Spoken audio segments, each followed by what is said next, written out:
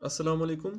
इस वीडियो में मैं आपको बताऊंगा कि किस तरह से आप फायरबेस पे फ्री में अपनी स्टैटिक वेबसाइट्स को होस्ट कर सकते हैं। तो सबसे पहले मैं अपना ब्राउज़र ओपन कर लूँगा और आपको बताऊंगा कि ये फायरबेस का जो फ्री प्लान है, इसको आपने किस तरह से यूटिलाइज़ करना है और इसके क्या-क्या एडवांटेजेस हैं। तो सबसे पहले मैं firebase.com को विज़िट करूँगा। तो जैसे ही आप ये लिंक अपनी एड्रेस बार में टाइप करेंगे, आप फायरबेस की ऑफिशियल वेबसाइट पे आ जाएँगे। यहाँ अगर आपको मैं प्राइसिंग का टैग दिखाऊँ, तो प्राइसिंग में इनके पास एक स्पार्क प्लान होता है और स्पार्क प्लान की थोड़ी-सी लिमिटेशंस होती हैं, लेकिन ये कि स्पार्क प्लान में आपको फ्री में वेब होस्टिंग मिल जाती है। तो यहाँ पे आप देख सकते हैं कि इनका एक नो कॉस्ट प्लान है, जिसे ये स्पार्क प्लान कहते हैं और इसमें बेसिकली जो मेन हमारा मकसद है वो होस्टिंग है। तो होस्टिंग में इन्होंने थोड़ी-सी लिमिटेशन दी होती है कि आपको होस्टिंग 10 जीबी स्टोरेज की मिलती है और जो मेन हमारे पास यहाँ पे लिमिटेशन है वो है 360 एमबी पर डे की। इसका मतलब ये है कि अगर आपकी वेबसाइट का एक वेब पेज 1 एमबी का है, तो उस पे एक दिन के 360 विजिटर्स जा सकते हैं और जिस तरह से साइज़ बढ़ता जाएगा उस तरह से आपकी जो वेबसाइट पे विज़िट्स हैं वो कम होते जाएँगे। तो ये इसकी जो है लिमिटेशन है, लेकिन इट वर्क्स फाइन अगर आप इसको अपनी एक पोर्टफोलियो वेबसाइट के तौर पे यूज़ करना चाहते हैं और एक पोर्टफोलियो वेबसाइट को डिप्लॉय करने के लिए आप फायरबेस का अगर यूज़ करते हैं तो उसमें कोई मसला नहीं होगा। तो यहाँ पे मैं इसके स्पार्क प्लान को जो है सिलेक्ट कर लूँगा और स्टार्ट नाउ पे क्लिक करूँगा और इसमें आपको कोई क्रेडिट कार्ड वगैरह की भी ज़रूरत नहीं पड़ती, टोटली फ्री है। आपको सिर्फ़ एक गूगल अकाउंट की ज़रूरत पड़ेगी। तो यहाँ पे ये मेरे से गूगल अकाउंट को साइन इन करने का कह रहा है। जो फायरबेस है वो एक सब्सिडरी है गूगल की और ये बेसिकली यूज़ करते हैं गूगल क्लाउड प्लेटफॉर्म को, जो कि गूगल का होस्टिंग प्लेटफॉर्म है। तो आप अपना जो गूगल अकाउंट है वो यहाँ पे इजीली लॉग इन कर सकते हैं। तो यहाँ पे मैं इसको लॉग इन कर दूंगा।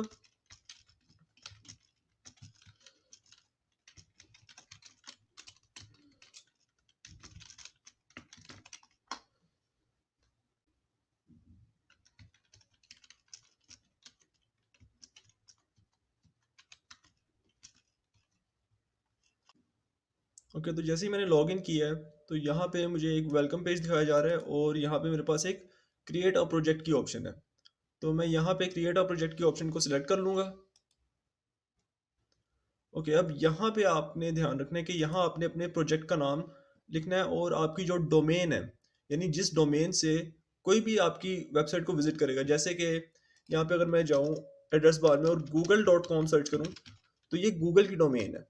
तो इस तरह की जो डोमेन है आपने यहाँ पे वो रजिस्टर करनी होती है और उसका आपने ध्यान रखना है। यहाँ पे देखें कि आपको ये दिखा रहा है माई ऑसम प्रोजेक्ट आईडी।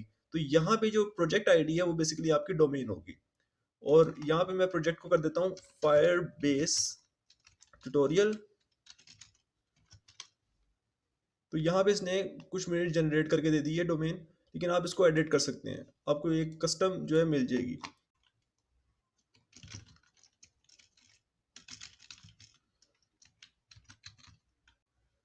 तो यहाँ पे मैंने अपने प्रोजेक्ट की जो डोमेन सेलेक्ट की है वो है एफ बेस ट्यूटोरियल 123 और इस प्रोजेक्ट आईडी से ही मेरी जो डोमेन है वो फायरबेस प्रोजेक्ट के साथ लिंक हो जाएगी। तो मैं यहाँ पे इसको सेव कर दूंगा और यहाँ पे आपने इसको आई एक्सेप्ट और आई कंफर्म करके कंटिन्यू कर देना है।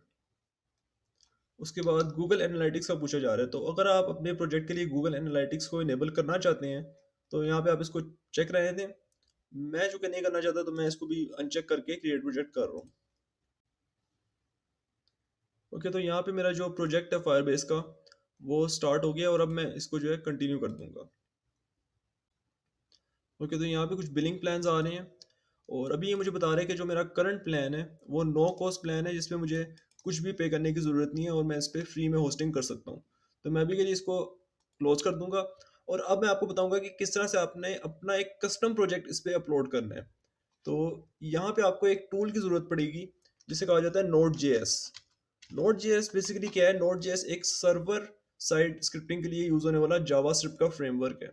तो यहाँ node.js.org से आप इसको डाउनलोड करके इंस्टॉल कर सकते हैं और बहुत स्ट्रेट फॉरवर्ड इसका प्रोसेस है। आपने सिर्फ ये वाला जो रिकमेंडेड फॉर मोस्ट यूजर्स वाला इसका वर्जन होगा, जो अभी 20.11 है। हो सकता है जब आप ये वीडियो देख रहे हो ये इससे आगे चला गया हो, लेकिन आपने जो रिकमेंडेड फॉर मोस्ट यूजर्स वाला है उसे डाउनलोड करना है और उसे सिंपली आपने बस इंस्टॉल कर लेना है। मेरे कंप्यूटर में Node.js ऑलरेडी इंस्टॉल्ड है, तो मैं इसको री इंस्टॉल नहीं करूंगा। बट अगर आपने इंस्टॉलेशन का प्रोसेस देखना है तो उस पर ऑलरेडी मैं एक वीडियो बना चुका हूँ जिसमें मैंने बताया हुआ है कि किस तरह से आप VS कोड पे जावास्क्रिप्ट को रन कर सकते हैं।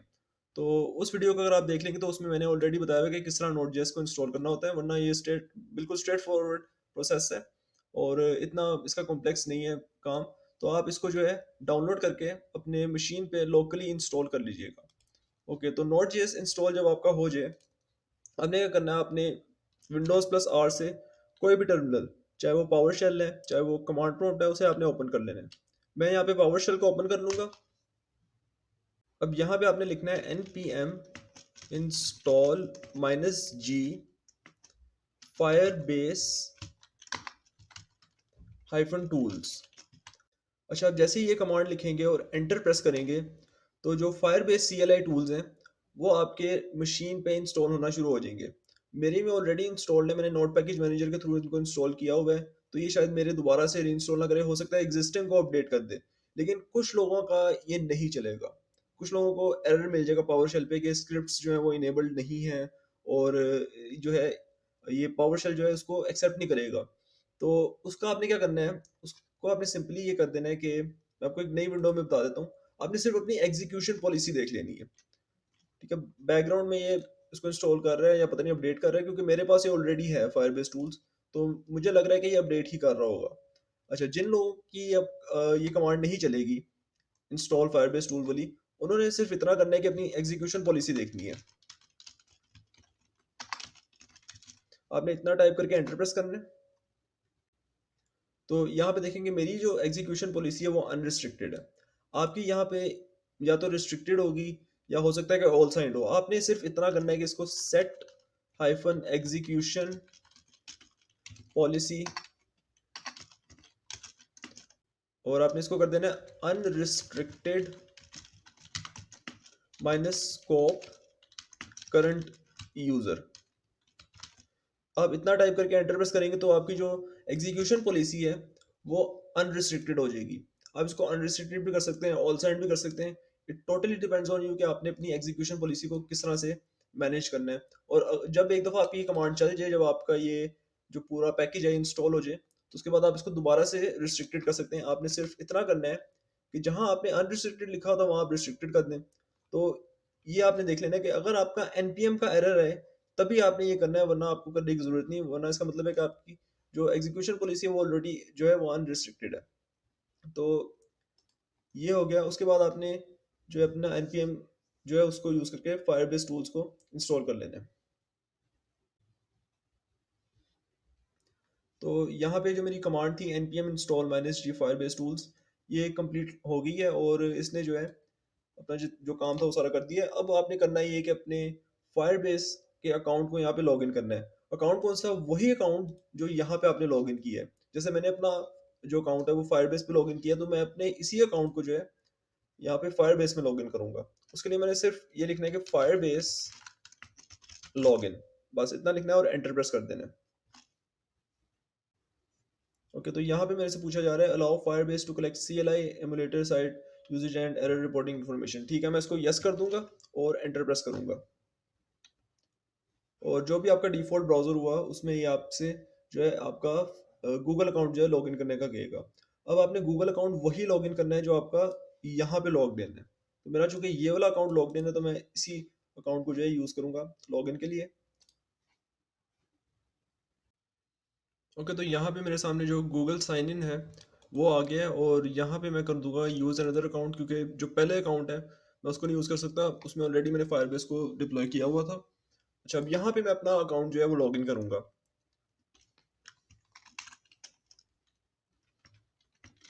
तो यहाँ पे मेरे से कहा जा रहा है साइन इनटू फायरबेस CLI, यानी जो यहाँ पे कमांड लाइन वर्जन है जिसको मैं यहाँ पे अपने पावर शेल में यूज़ कर रहा हूँ, इसमें साइन इन करने का कहा जा रहा है। तो मैं इसको यहाँ पे कंटिन्यू कर दूंगा। ओके, तो यहाँ पे बताया जा रहा है कि फायरबेस जो है इन इन चीज़ों को मेरे अकाउंट में एक्सेस कर सकता है, तो मैं इसको अलाउ कर दूंगा। ओके, तो मेरी जो फायरबेस CLI है वो अब सेट हो गई है और अब यहाँ पावर शेल से जो है मैं अपने प्रोजेक्ट को मैनेज कर सकता हूँ। यहाँ पे भी देख सकते हैं कि आगे सक्सेस लॉग्ड इन एज जो भी मेरा ईमेल है वो यहाँ पे आ गया। अच्छा, अब आपने क्या करना है, अब आपने अपनी जो सी डायरेक्टरी है जो आपके यहाँ पे सी ड्राइव आ रहा है इसको आपने चेंज कर देना। आप किसी भी दूसरी ड्राइव में जाके कर सकते हैं। तो मैं यहाँ पे प्रेफर करूँगा ई ड्राइव को। मैं जो है यहाँ पे ई ड्राइव में आ जाऊँगा और अब यहाँ पे आपने क्या करना है, यहाँ पे फायरबेस के हिसाब से अपनी कोई भी जो ड्राइव है, ज़रूरी नहीं कि ई ड्राइव हो, आप अपनी किसी भी ड्राइव को इनिशियलाइज़ करें फायरबेस के हिसाब से। तो आपने सिंपली लिखना है फायरबेस इनिट और एंटर प्रेस कर देना है। ओके, तो यहाँ पे जो है फायरबेस स्टार्ट हो गया और मेरे से पूछा जा रहा है are you ready to proceed, तो मैं यहाँ पे यस कर दूंगा और प्रोसीड करूंगा। अच्छा, अब यहाँ पे इसने मुझे कुछ ऑप्शन दिखाई हैं, जैसे कि which features of Firebase do you want to use in this directory, तो मैं यहाँ पे इसको कर दूंगा फायरबेस और जहाँ पे होस्टिंग है ये वाली, हाँ होस्टिंग, जो आपके पास ये ऑप्शन है configure files for Firebase hosting and optionally setup GitHub action deploys, तो मैं यहाँ पे इसको सिलेक्ट कर दूंगा और ये ऊपर नीचे आपने किस तरह करना है, ऊपर नीचे आपने इस तरह एरो की से करना है, अप और डाउन एरो कीज, और सिलेक्ट करने के लिए मैं यहाँ पे स्पेस बार को यूज कर रहा हूँ। अभी मैं दोबारा स्पेस बार दबाऊंगा तो ये अनसिलेक्ट हो जाएगा और जैसे ही मैं दबाऊंगा तो ये सिलेक्ट हो गया। अब उसके बाद आपने एंटर प्रेस कर देना है। ओके, अब यहाँ पे मेरे से पूछा जा रहा है please select an option, use an existing project, create a new project. अब आपको एक थोड़ा सा मैं रिमाइंड कराऊंगा कि यहाँ पे मैंने ऑलरेडी एक प्रोजेक्ट बना लिया है। अभी मैंने वीडियो के शुरू में आपको बताया कि किस तरह से आपने एक प्रोजेक्ट बनाना है फायरबेस पे। तो ये मेरे पास फायरबेस ट्यूटोरियल का प्रोजेक्ट है, तो मैं इसी को यूज़ करूँगा। तो यहाँ पे मैं कर दूंगा use an existing project. Okay, तो ये देखिए यहाँ पे क्या आ गया, यहाँ पे आ गया F base tutorial 123।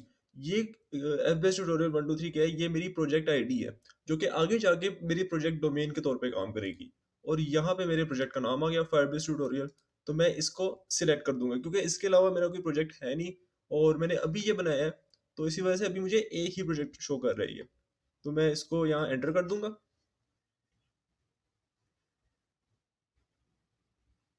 Okay, what do you want to use, अच्छा अब हमारे पास पब्लिक डायरेक्टरी आ गई। जो पब्लिक डायरेक्टरी है ये सबसे इंपॉर्टेंट रोल प्ले करती है। इसी में आपकी जो है वेबसाइट का टेम्पलेट आना होता है और यहीं से सारा आपने जो है अपने प्रोजेक्ट को डिप्लॉय करना होता है। तो मैं इसको जो है पब्लिक रहने दूंगा, तो ये करेगा क्या कि मेरी ई ड्राइव जो है जहाँ पे मैं ये सारा काम करूँ, ये देखिए यहाँ पे शुरू में देखिए क्या लिखा हुआ है, you are about to initialize a Firebase project in this directory ई। ठीक है, ई ड्राइव में कर रहा है, तो करेगा क्या कि ई ड्राइव में पब्लिक नाम का फोल्डर बना देगा। तो मैं यहाँ पे एंटर प्रेस करूंगा, configure as a single page app नहीं, इसको मैं नो कर दूंगा और enter, setup automatic builds no. Okay, तो यहाँ पे इसने इनिशियलाइज कर दिया है और अगर मैं अब आपको दिखाऊं सी डी पब्लिक करके, तो यहाँ पे मेरे पास एक फोल्डर अवेलेबल है और इसमें आप देख सकते हैं कि एक 404.html है और एक index.html है। मैं करूँगा क्या कि मैं जल्दी से इसी फोल्डर को अपने फाइल एक्सप्लोरर में ओपन करूँगा, यहाँ से इसको कॉपी करके फाइल एक्सप्लोरर में आ गया और यहाँ पे न्यू टैब में इसको पेस्ट किया। ठीक है, अब ये चीज़, ये बेसिकली मेरा प्रोजेक्ट है। अब इसको मैंने सबसे पहले तो देखना है कि ये सही तरह काम कर रहा है कि नहीं। तो उसके लिए मैं करूँगा क्या कि इसको लोकली पहले चेक करूँगा, अपने लोकल होस्ट पे यानी अपनी मशीन पे इसको चेक करूँगा कि क्या ये सही तरह फाइल्स को जो है वो सर्व कर रहा है कि नहीं। तो उसके लिए मैं क्या करूँगा, उसके लिए मैं करूँगा फायरबेस सर्व, और इसके लिए मैं पहले इसकी ई ड्राइव में आ जाऊँ और फिर मैं ये लिखूँगा फायरबेस सर्व।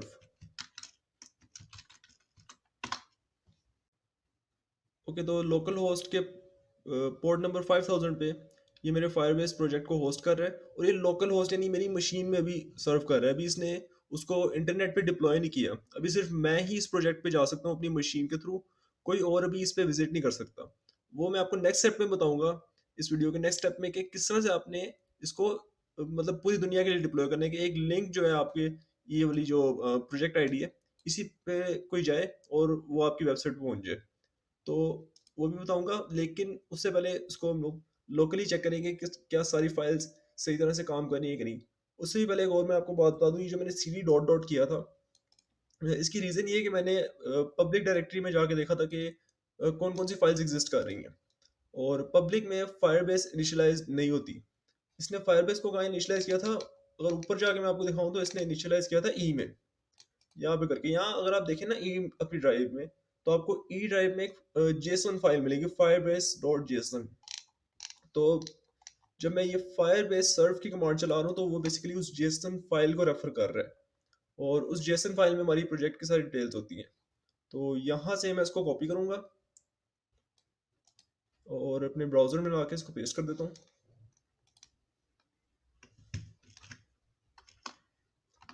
ओके, तो यहाँ आप देख सकते हैं कि ये बता रहा है कि होस्टिंग सेटअप जो है वो कंप्लीट है, लेकिन अभी भी मुझे इसको चेक करना है कि क्या ये एडिटेबल है।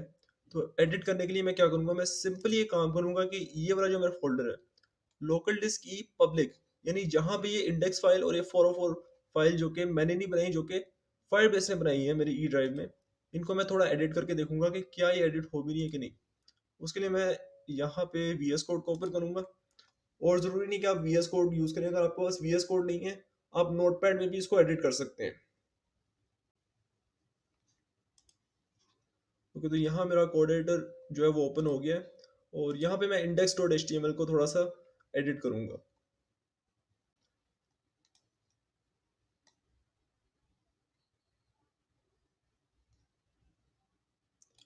अच्छा, यहाँ पे लिखा आ रहा है वेलकम टू फायरबेस। अच्छा, मैं ये सारा जो डिव है इसको हटा देता हूँ। अच्छा, अब ये सारा हटा के मैं यहाँ पे h1 टैग यूज़ करके सिंपली लिख दूंगा फायरबेस ट्यूटोरियल।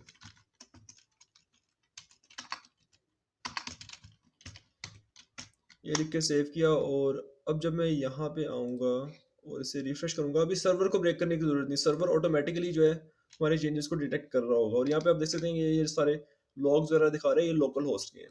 तो यहाँ पे मैं इसको जैसे ही रिफ्रेश करूँगा, ओके, चेंजेस यहाँ पे रिफ्लेक्ट हो रहे हैं। यहाँ पे पहले कुछ हो रहा था, और अब जैसे ही मैंने फायरबेस ट्यूटोरियल लिखा है अपने h1 एलिमेंट में, तो यहाँ पे मेरे पास फायरबेस ट्यूटोरियल रिफ्लेक्ट हो रहा है, विच मीन्स कि हमारी जो फाइल्स हैं वो बिल्कुल ठीक जो है वो सर्व हो रही हैं।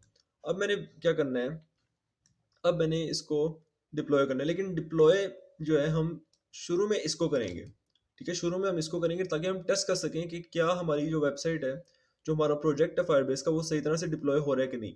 और उसके बाद फिर मैं आपको बताऊंगा कि आप किस तरह से एक स्टैटिक टेम्पलेट को डिप्लॉय कर सकते हैं, जिसको आप अपनी वेबसाइट के तौर पे यूज़ कर सकते हैं। तो यहाँ पे मैं अभी कंट्रोल सी दबा के सर्वर को ब्रेक करूंगा, और अब मैं यहाँ पे लिखूंगा फायरबेस डिप्लॉय। और ये आपने ध्यान रखना है कि आपने ई ड्राइव में करना है। ई ड्राइव में क्यों करना है मैं रीज़न बता चुका हूँ कि ई ड्राइव में आपकी एक फायरबेस डॉट जेसन की फाइल है, जिसको ये यूज़ कर रहा है आपके प्रोजेक्ट सेटिंग्स के लिए।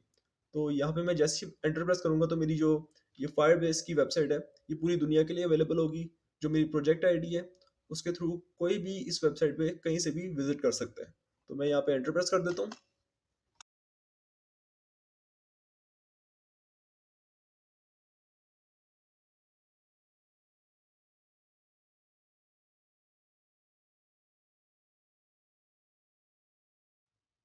ओके, तो यहाँ पे इसने डिप्लॉयमेंट कंप्लीट कर दी है, यहाँ पे लिखा रहा है डिप्लॉय कंप्लीट, और यहाँ पे देखें कि इसने मुझे एक होस्टिंग यूआरएल दी है, https firebase tutorial 123.web.app, यानी इस लिंक पे जो भी जाएगा वो मेरे प्रोजेक्ट को विजिट कर सकता है। तो मैं यहाँ से इसको सिलेक्ट करके राइट क्लिक से कॉपी करूँगा और यहाँ अपने ब्राउज़र में आ जाऊँगा। अब जब मैं न्यू टैब में ये पेस्ट करूँगा तो आप देखिएगा कि ये मुझे मेरी उसी वेबसाइट पे ले जाएगा जो यहाँ पे है, लेकिन ये लोकल होस्ट में थी, और ये जो है ये सर्व हो रही है। और इसमें जो मज़े की चीज़ है वो ये है कि मुझे यहाँ पे फ्री एसएसएल भी मिल रहा है। ये देखें, सिक्योर कनेक्शन, यानी जो मेरा यहाँ पे ये लिंक है वो HTTPS है। अगर मैं आपको दिखाऊं भी यहाँ पे देखें HTTPS, और ये जो चीज़ है एसएसएल की, ये काफ़ी सारे फ्री होस्टिंग प्रोवाइडर्स नहीं देते, लेकिन फायरबेस आपको जो है फ्री में एसएसएल सर्टिफिकेट भी देता है। तो यहाँ पे देखें कि मैंने अपना जो प्रोजेक्ट है डिप्लॉय कर दिया, लेकिन अब बारी आ गई कि किस तरह से आपने एक कस्टम वेब टेम्पलेट को डिप्लॉय करना है। सिंपल जो इसके साथ फाइल्स आती थी, जैसे अभी मैंने आपको दिखाया कि index dot H T M L वाली फाइल थी और 404 dot H T M L थी, ये तो हमने डिप्लॉय कर दी। अब हमने अपना एक टेम्पलेट जो कि हमारा custom H T M L template है, जो कि हमारी वेबसाइट है, उसको हमने डिप्लॉय करना है। तो उसको किस तरह से आपने डिप्लॉय करना है, उसके लिए आपने सिर्फ इतना करना है कि यहाँ पे आ जाना है अपने फाइल एक्सप्लोरर में, और लोकल डिस्क ई और उसके बाद पब्लिक फोल्डर जहाँ पे आपका ये फायरबेस प्रोजेक्ट एग्जिस्ट कर रहा है, वहाँ आपने आ जाना है। वहाँ आके आपने इन दो फाइल्स को डिलीट कर देना है, क्योंकि इनकी अब हमें ज़रूरत नहीं है। हमने अब क्या करना है कि अपना एक कस्टम टेम्पलेट यहाँ पे डिप्लॉय करना है। तो यहाँ पे मैं इसको डिलीट कर दूंगा। ठीक है, फोल्डर इज एम्प्टी, और ये डिलीट हो गया। अच्छा, उसके बाद यहाँ पे मेरे पास एक टेम्पलेट पड़ा हुआ है ऑलरेडी ये वेबसाइट का, जो कि मैंने इंटरनेट से ही उठाया था। तो यहाँ पे इसकी सारी फाइल्स, जो-जो इसकी एचटीएमएल फाइल्स हैं, जो इसकी जावास्क्रिप्ट फाइल्स हैं, इमेजेस फाइल, फ़ॉन्ट्स, ये सारी इनको मैं कॉपी करूँगा कंट्रोल सी से, और इसी पब्लिक फ़ोल्डर में, दिस पीसी लोकल डिस्क की पब्लिक फ़ोल्डर में जाके इसको मैं पेस्ट कर दूँगा। याद रहे कि पब्लिक वो फ़ोल्डर है जो फायरबेस ने बनाया है, और इसमें हमारे जो 2 फाइल्स थी index.html और 404.html, जो अभी हमारे प्रोजेक्ट पे होस्ट हो रही हैं, वो पड़ी हुई थी, जिन्हें डिलीट किया गया, और यहाँ पे मैंने जो है अपना कस्टम टेम्पलेट जो है उसको अपलोड कर दिया। अच्छा, अब यहाँ पे मैंने इस फ़ोल्डर में तो इसको ले आया, लेकिन चेंजेस अभी रिफ्लेक्ट होंगे नहीं।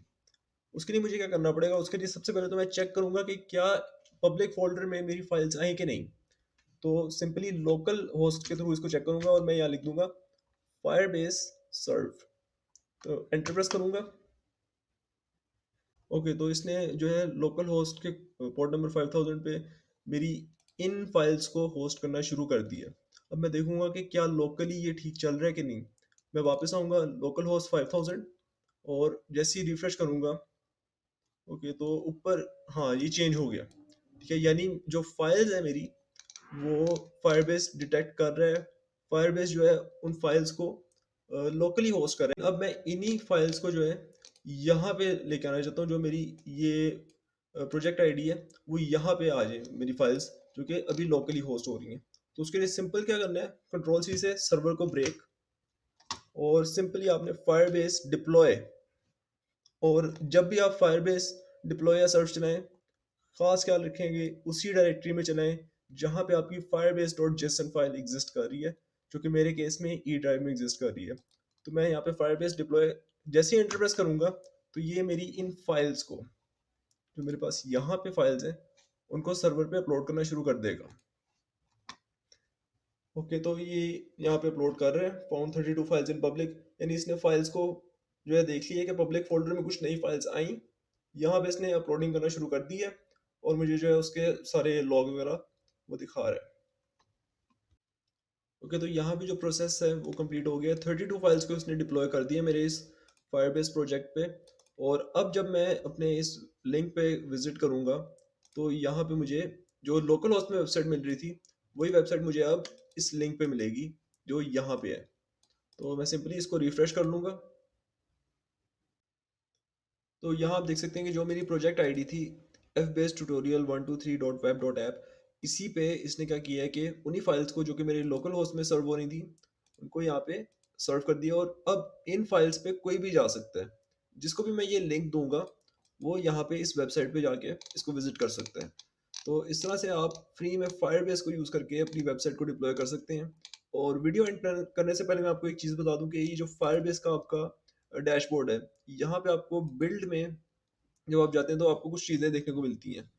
तो यहाँ से आप मज़ीद अपनी इस प्रोजेक्ट को, अपनी इस ऐप को जो है कंट्रोल कर सकते हैं, ऑथेंटिकेशन वगैरह, और जो भी इसमें स्टोरेज वगैरह की चीज़ें और होस्टिंग है, उसमें आप जाके इसको मज़ीद देख सकते हैं कि आपने क्या-क्या चेंजेस वगैरह करने हैं, और किस तरह से आपने अपनी ऐप को जो है कंट्रोल करना है।